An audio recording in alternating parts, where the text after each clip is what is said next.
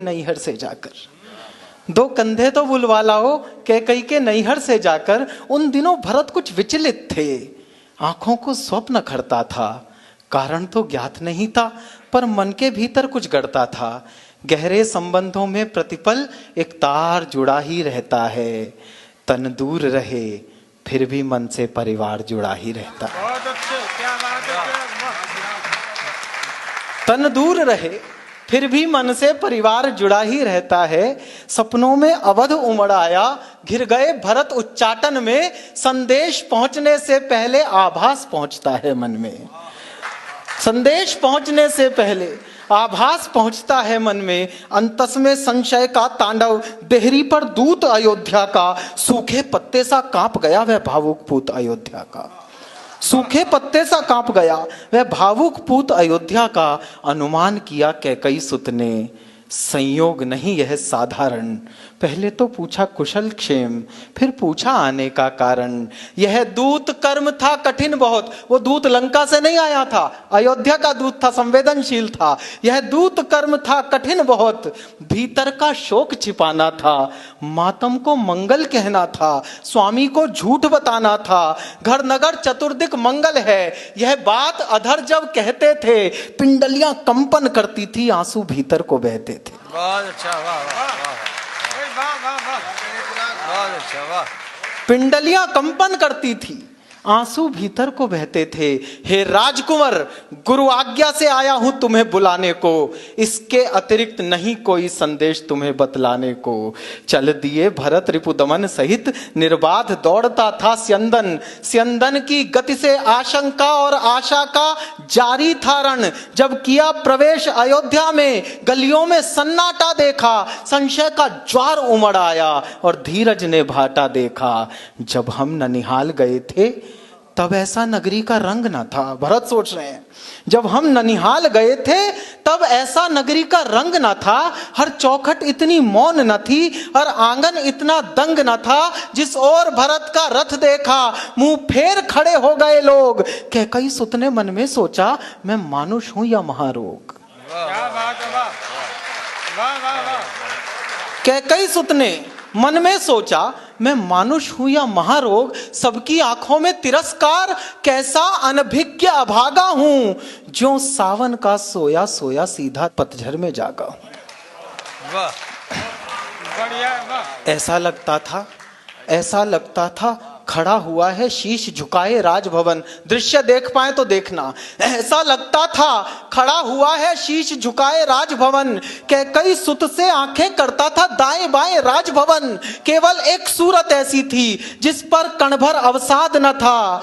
वैधव्य समाया था तन पर, चेहरे पर तनिक विषाद न था। वसनों का रंग उदास हुआ, सुना था गात कलाई का। कुमकुम सिंदूर विलुप्त हुए, मुख पर था भाव ढिठाई का।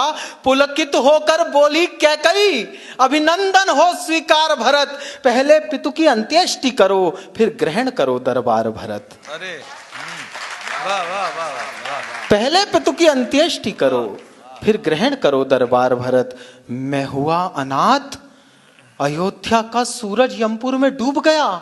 ऐसे में मां का उत्स देखकर हृदय भरत का उब गया। ज्ञानी शब्दों से घटना का बस इंगित पाया करता है, भीतर का सच तो वक्ता का आचरण सुनाया करता है। बहुत अच्छा चिराग, बहुत अच्छा, वाह। ज्ञानी शब्दों से घटना का बस इंगित पाया करता है, भीतर का सच तो वक्ता का आचरण सुनाया करता है। आश्चर्य क्षुब्ध होकर टूटा, पीड़ा क्रोधित हो चीख पड़ी। मां को हर्षित क्यों करती है रघुकुल की ऐसी शोक घड़ी। बोला, मां ओछा लगता है यह तेरा हर्ष प्रफुल्लित मन।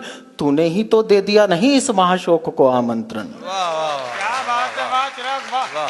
तूने ही तो दे दिया नहीं इस महाशोक को आमंत्रण। उन्माद परे रखकर संभली, वात्सल्य ओढ़ने लगी त्रिया।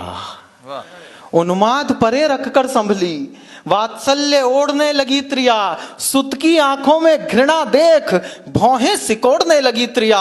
तुझको भी मैं दोषी लगती, ऐसे क्या पाप किए मैंने, राजा पर थे 2 वर उधार, अवसर पर मांग लिए मैंने।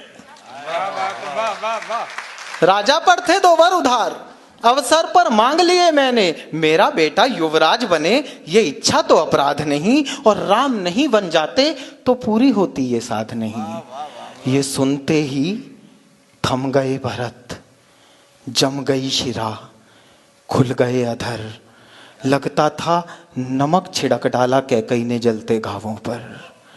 हर रोम लपट बन दहता था, पर्वत सा टूटा था सिर पर। था क्रोध अधिक या पीर अधिक, ये निश्चय करना था दूभर। नथुने फूले, सांसें दहकी, पर्वत सा टूटा था सिर पर। भीतर जो लावा दहका था आ गया अचानक जिह्वा पर। और अगली पंक्तियां लिखते हुए मैंने जिंदगी में पहली बार पसीना महसूस किया, क्योंकि मां को गाली देनी थी और गाली देने वाले भरत थे। भीतर जो लावा दहका था आ गया अचानक जिह्वा पर। पापिन तूने इन कुलघाती हाथों से क्यों पाला मुझको, जिस दिन जन्मा था उस दिन ही क्यों मार नहीं डाला मुझको। क्या बात है, वाह वाह वाह, हाथ राम जियो वाह। जिस दिन जन्मा था उस दिन ही क्यों मार नहीं डाला मुझको। दर्पण तोड़ा है उत्सव का, ममता छलली पापिन तूने।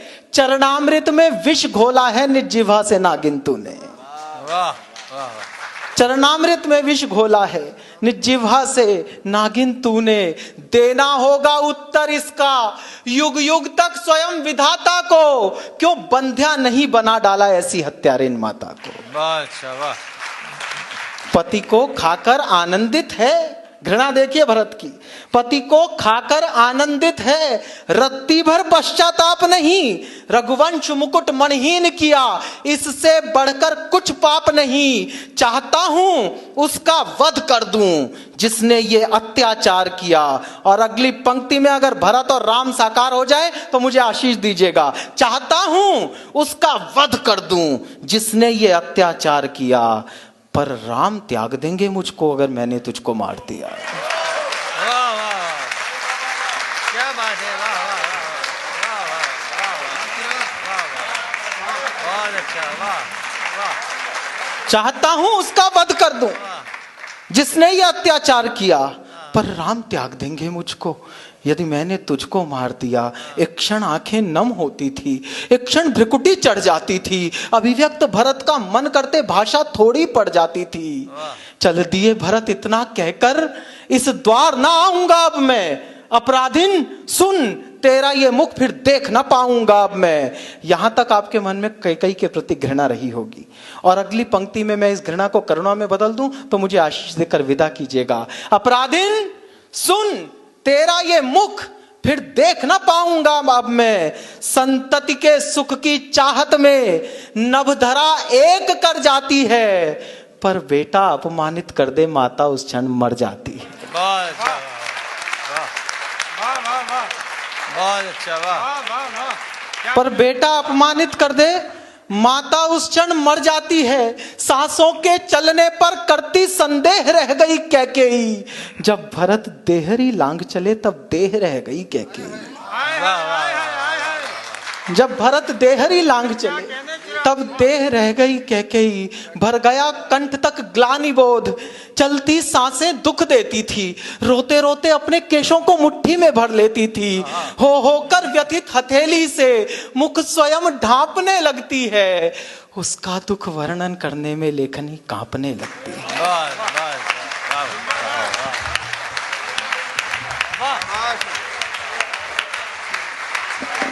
इस कविता के लिए खड़े हो जाइए आप।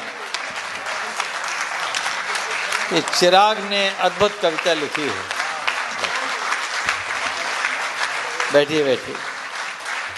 राम कथा हमने सैकड़ों बार सुनी, नहीं हजारों बार सुनी, नहीं लाखों बार सुनी, और लगता है कि इतनी तरह से ये कथा बखानी जा चुकी है कि अब उसमें कोई आयाम बचा नहीं है। लेकिन ये सिरफिरा कभी फिर सिरे जोड़ देता है। सिरफिरेपन में फिर सिरापन आ जाता है। किसी भी कथा में जब फिर से सिरा ढूंढ ले कवि तो वो कवि बड़ा हो जाता है। मैं चिराग आपको बहुत बहुत बधाई देता हूँ इस कविता के लिए, जिसमें आपने पुराण में प्राण भरे हैं और आज के कवि सम्मेलन को बहुत आगे और बहुत ऊंचा उठा दिया।